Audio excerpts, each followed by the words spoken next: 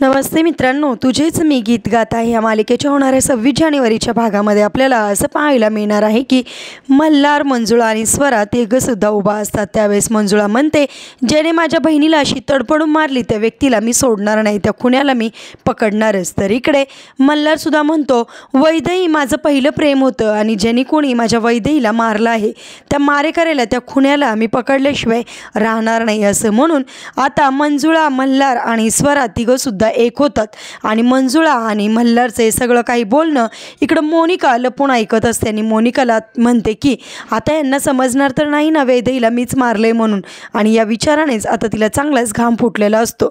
आता कशा प्रकारे मंजुळा आणि मल्हार मिळून मोनिकाच खरी मारेकरी आहे पकडून आणणार, म्हणजेच वैदेहीच्या खुन्यापर्यंत पोहोचणारे पाहणे सुद्धा इंटरेस्टिंग ठरणार आहे। असेच मालिकेच्या पुढील अपडेट्ससाठी तुम्ही आपल्या रंजक मराठी चॅनेलला नक्की सबस्क्राईब करा। थँक्यू।